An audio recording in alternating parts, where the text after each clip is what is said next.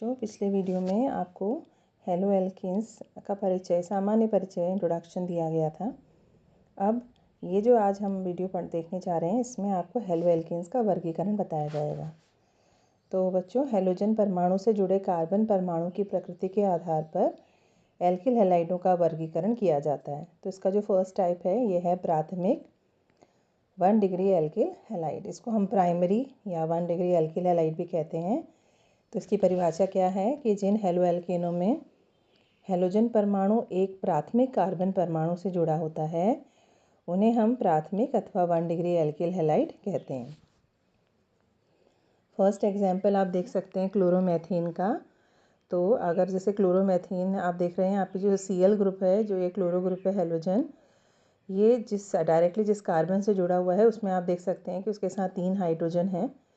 तो इसको हम ऐसे भी लिख सकते हैं HCH2Cl। तो ये जो CH2 है, यही प्राथमिक आप देख सकते हैं कार्बन है। तो Cl अगर CH2 ग्रुप से जुड़ा हुआ है तो 1 डिग्री एल्किल हैलाइड कहलाएगा। सेकंड एग्जांपल भी आप देखिए।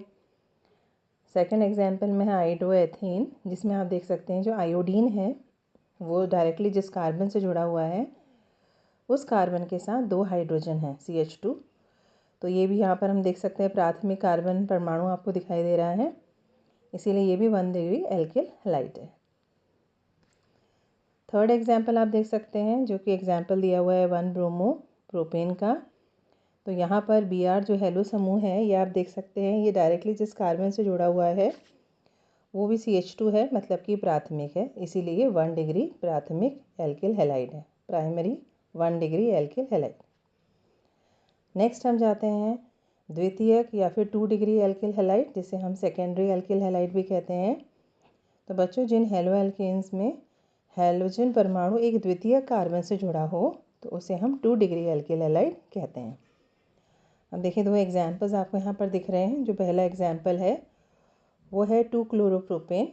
अब आप फिर से ध्यान से देखिए कि क्लोरीन डायरेक्टली जिस कार्बन से जुड़ा हुआ है, उसके साथ केवल एक ही हाइड्रोजन है। 1 डिग्री के केस में हेलोजन जिस कार्बन से जुड़ा हुआ था, उस कार्बन के साथ 2 हाइड्रोजन समूह जुड़े हुए थे, 2 हाइड्रोजन के परमाणु जुड़े हुए थे। लेकिन अब यहाँ पर जब हम 2 डिग्री में जाते हैं, तो हम यहाँ देखते हैं कि हेलोजन Cl जिस कार्बन के साथ जुड़ा हुआ है, उसके साथ केवल एक हाइड्रोजन है।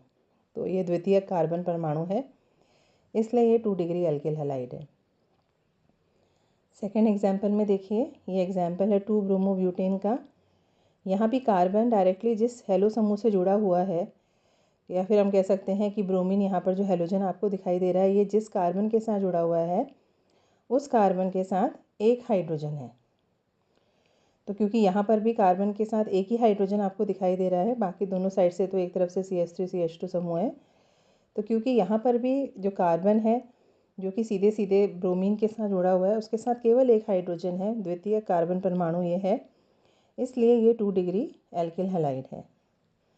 थर्ड एग्जाम्पल जो टर्शरी 3 डिग्री एल्किल हैलाइड है या तृतीयक 3 डिग्री एल्किल हैलाइड है। तो जिन हेलो एल्केन्स में हेलोजन परमाणु एक तृतीय कार्बन परमाणु से जुड़ा होता है, उसे हम तृतीयक या 3 डिग्री एल्किल हैलाइड कहते हैं।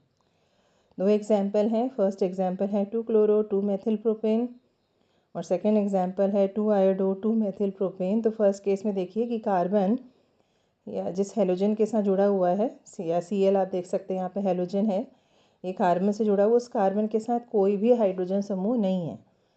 तीनों ही आप देख सकते हैं मेथिल समूह जुड़े हुए हैं, क्योंकि इस कार्बन के साथ ये तृतीयक कहलाएगा, यहाँ हाइड्रोजन नहीं है, तीनों ही एल्किल समूह हैं। सेकेंड कंडीशन में भी आप देखिए, यहाँ पर आयोडीन जिस कार्बन से जुड़ा हुआ है, उसके साथ कोई भी हाइड्रोजन नहीं है, तीनों ही एल्किल समूह हैं, इसलिए ये 3 डिग्री एल्किल हैलाइड कहलाएगा। तो फर्स्ट में आप देखिए, जो आपको पहला जो आपका वर्गीकरण कराया था, तो 1 डिग्री में क्या है कि कार्बन जो आपका हेलोजन है वो जिस कार्बन से जुड़ा हुआ रहेगा, उसके साथ 2 हाइड्रोजन परमाणु होंगे। 2 डिग्री में हेलोजन जिस कार्बन के साथ जुड़ा होगा, उसके साथ एक ही हाइड्रोजन परमाणु होगा, बाकी एल्किल होंगे। और थर्ड कंडीशन में हेलोजन जिस कार्बन के साथ जुड़ा होगा, वहाँ पर 3 एल्किल समूह होंगे। तो इस प्रकार से वर्गीकरण किया जाता है हेलो